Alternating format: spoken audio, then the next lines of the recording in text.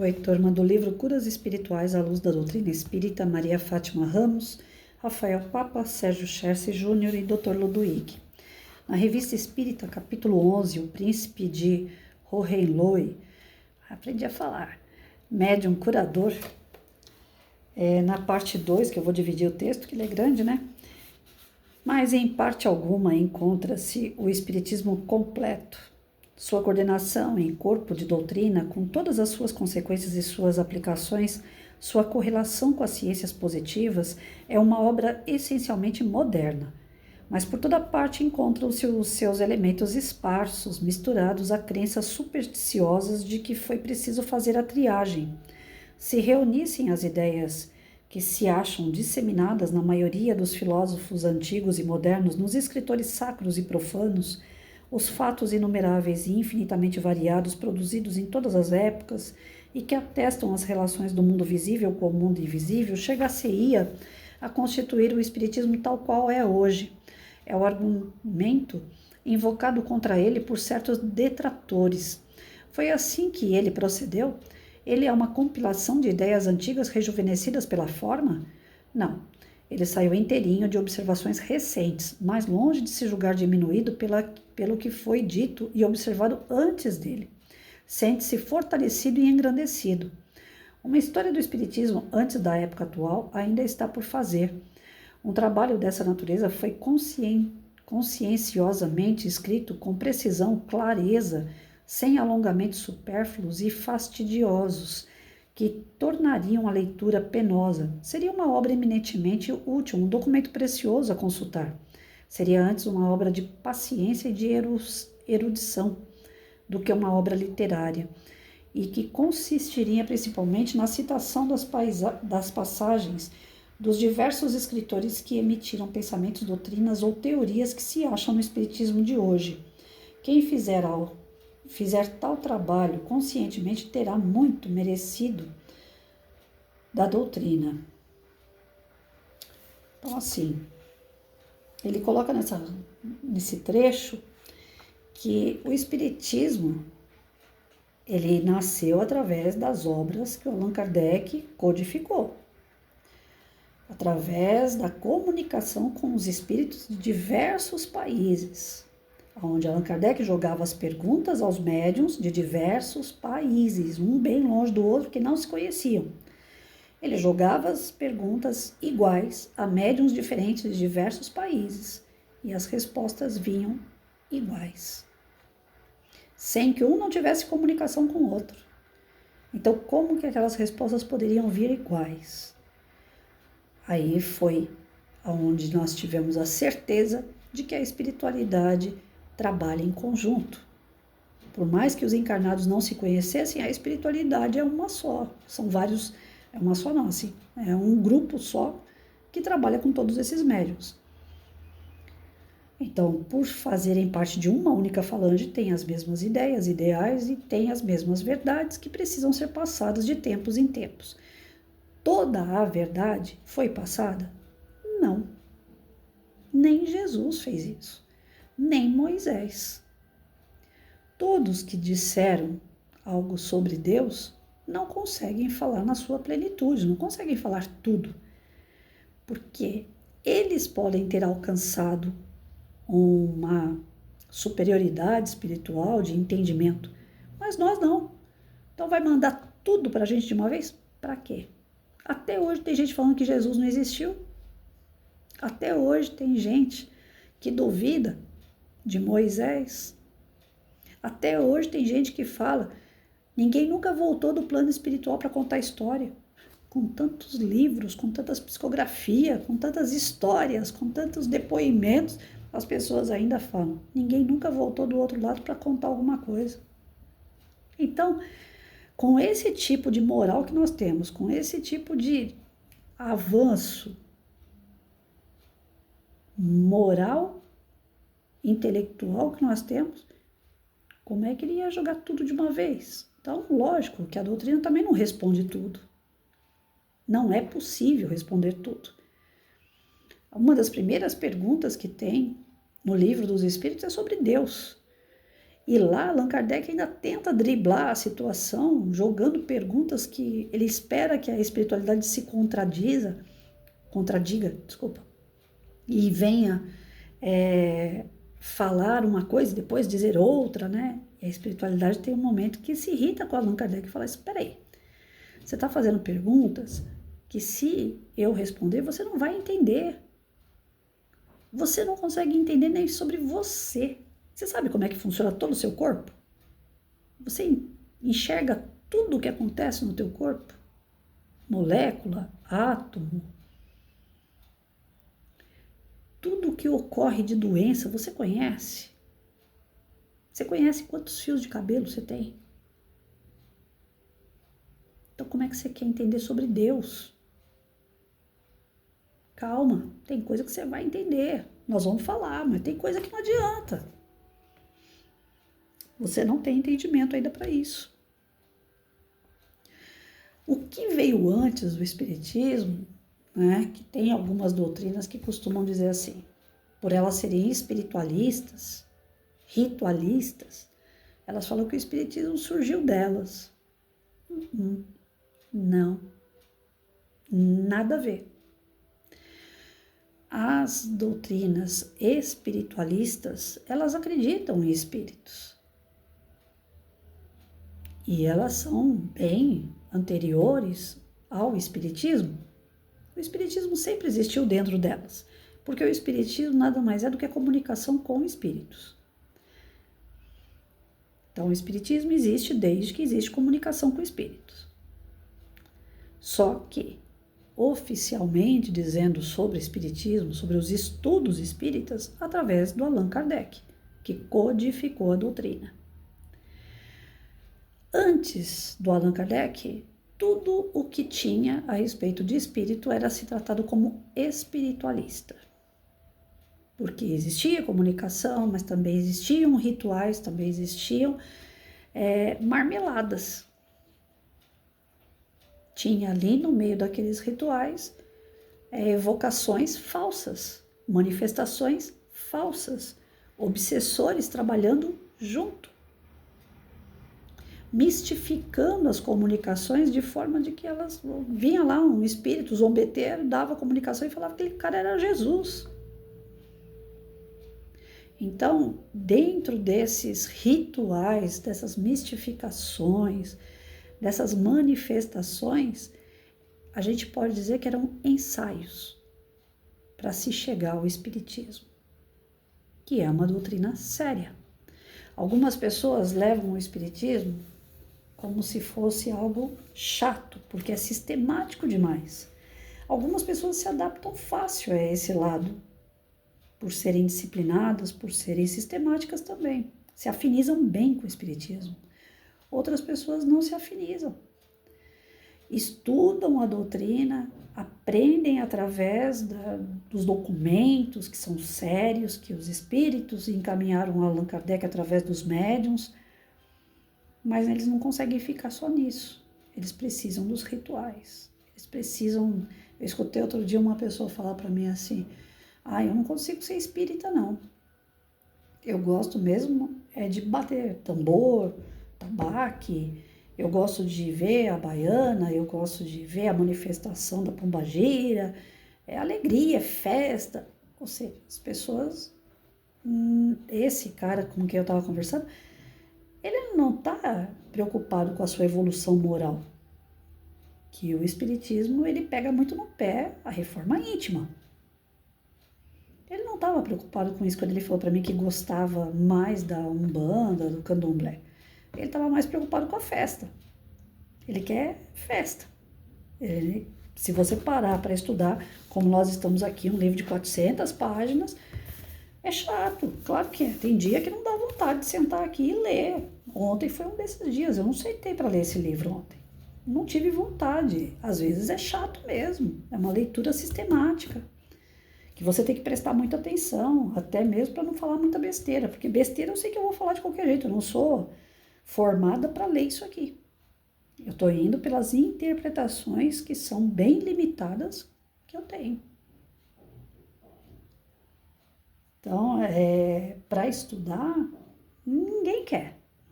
Quem não tem o hábito de estudar, não quer. É chato. O espiritismo é chato, porque ele tem que ser estudado. O espiritualista entrou na roda, pode dançar à vontade. Se veste, né? O espírita e o espiritualista é praticamente a mesma coisa.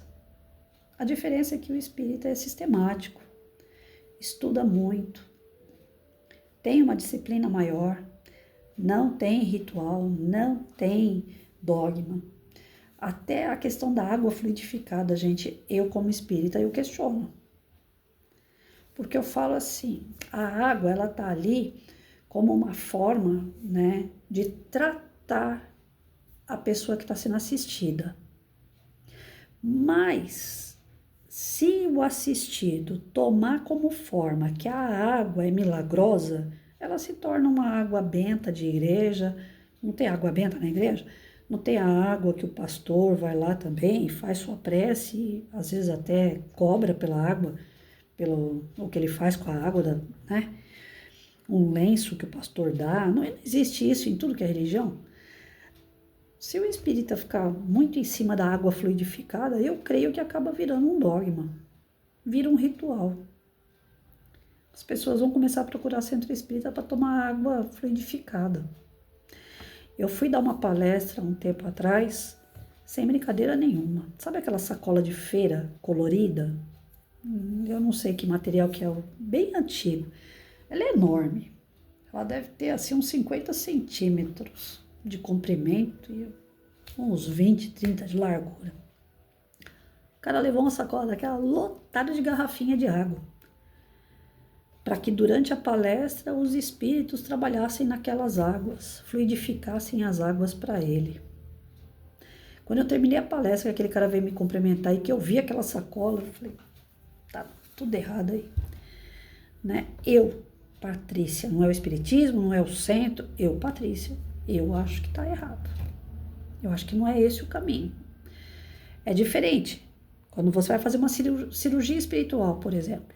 Então, você faz uma cirurgia e a espiritualidade vai colocar remédio naquela água da cirurgia. Né? Você fez uma cirurgia no joelho. Então, vai colocar analgésico, vai colocar as composições que são necessárias naquela água para o tratamento do teu joelho que foi operado. Vai remédio ali dentro daquela água. Que a espiritualidade manipulou, que nós já estudamos aqui, que é o médium curador que faz. Mas o cara vai assistir uma palestra e leva uma sacola lotada de garrafinha. Tudo bem, Jesus dizia que a tua fé que te cura. Se aquilo ali vai curar a família inteira dele, amém. Mas pode virar um ritual. Então eu tenho um receio com essa água fluidificada em centro espírita, de verdade eu tenho. Porque eu acho que não é bem por aí. E às vezes não faz muito sentido para mim algumas coisas. Eu preciso estudar mais para fazer. Por exemplo, eu sempre ando com essa garrafinha aqui do lado. Quase não bebo. Fico em débito ainda, mesmo olhando para a garrafa o dia inteiro. Se eu estou fazendo prece, se eu estou fazendo leitura edificante, a espiritualidade, independente de onde eu estou, a espiritualidade superior, ela está ali me acompanhando, porque eu estou em prece, eu estou lendo coisas edificantes, então essa espiritualidade está ali. Se eu precisar de uma composição diferente naquela água que eu acabei de mostrar para vocês, se de repente hoje o meu organismo não está funcionando muito bem, a espiritualidade sabe. E se eles quiserem me amparar, a minha garrafinha não está aqui. Eles já não podem me amparar direto na garrafinha? Eu dentro de casa, orando, fazendo leituras edificantes. Então, eu preciso estudar essa parte, que essa daí, de verdade, eu não consigo compreender ainda. Eu faço fluidificação de água, eu oro por pessoas, eu dou passe, mas eu tenho um limite no meu conhecimento. Eu acredito que a água em excesso, andando em centro espírita, ela pode se tornar, sim, algo que venha a virar, né, um ritual. E o espírita, ele não tem ritual. Isso é o que está lá nas obras do Kardec, que a espiritualidade mandou avisar. Não façam ritual, não tem necessidade de ritual. Os espiritualistas estão certo em fazer ritual? Estão. Patrícia, mas lá no livro dos espíritos, no Evangelho, no livro dos médiuns, não está dizendo que não precisa ter ritual? mas eles não são espíritas, eles são espiritualistas. Para o espírita não pode ter ritual, nós sabemos que não precisa. E nós não somos melhores ou piores do que o espiritualista. Mas o espiritualista acredita no ritual. Então, cada um que acredite no que se sente melhor e faça o melhor que pode naquilo que acredita. Como eu disse, eu tô com a garrafinha de água aqui do meu lado. Se a espiritualidade achar que tem que colocar alguma composição na minha garrafinha, ela já está aqui do lado. É nisso que eu acredito. Mas ninguém precisa acreditar igual a mim. Tem gente que vai precisar pegar a garrafinha e levar para o centro espírita para poder colocar um fluido na sua água. Assistindo uma palestra. E assistindo uma palestra, o que é? Movimentação de energia, de vibrações positivas. Que dentro da sua casa, através de um evangelho, através de uma leitura edificante, você também faz. Por isso que tem que ter um médium numa casa espírita, como a gente já falou em outra oportunidade. O médium, ele se torna o quê? O condutor, né? O meio de campo entre o encarnado e o desencarnado. O encarnado não vê o desencarnado quando vai buscar ajuda. Ele vê o médium. Então ele precisa do médium para acreditar no desencarnado que vai ajudar ele. O espírita é assim. Agora o espiritualista precisa do batuque, precisa matar um animal, acender uma vela. O budismo é espiritualista. Qual é o ritual do budismo? O pouco que eu sei, os mantras.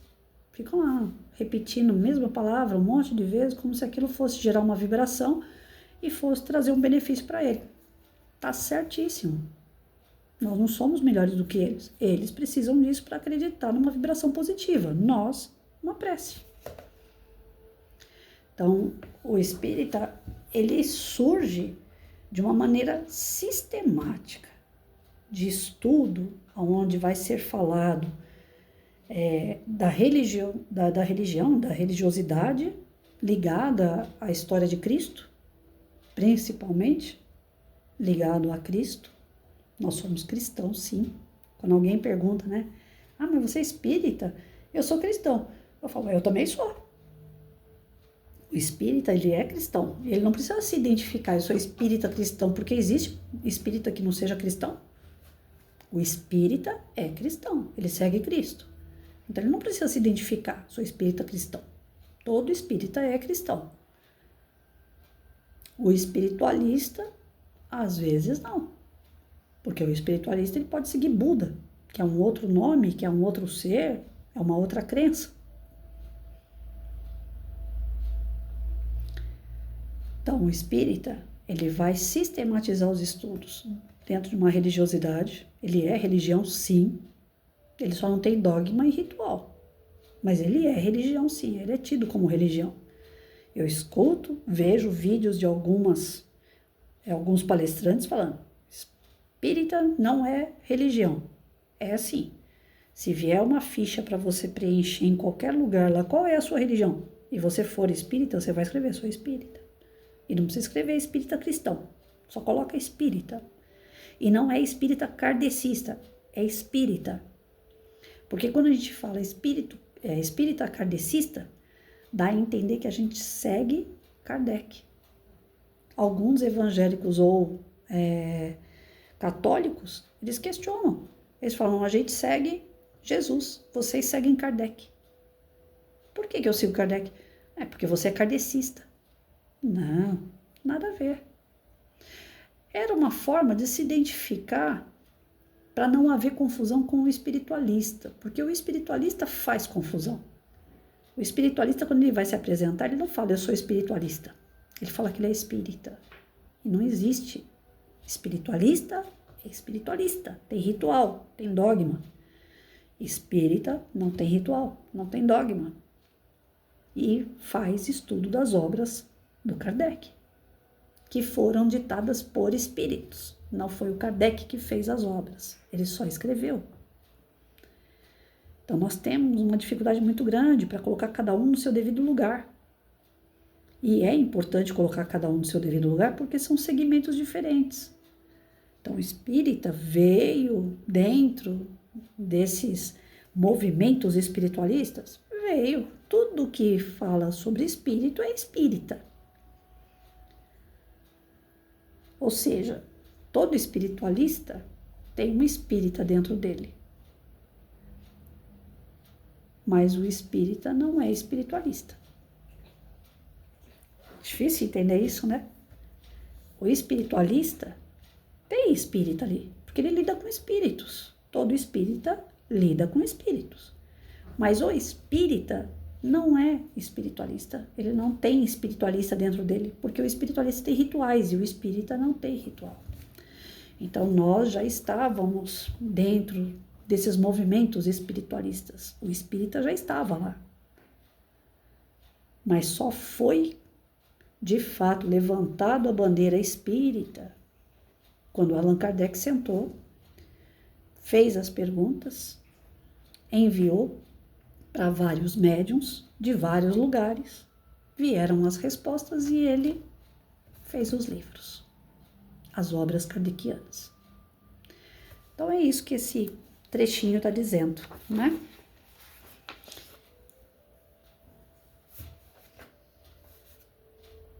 Amanhã ele vai estar aqui falando sobre a questão do espiritismo de hoje, o moderno, não esse espiritismo que estava dentro do espiritualismo. Acho que deu para a gente entender bem a diferença de uma coisa e da outra, né? Qualquer dúvida, se eu puder responder, se eu conseguir entender, vocês podem colocar aí que a gente tenta estudar junto, buscar a resposta junto.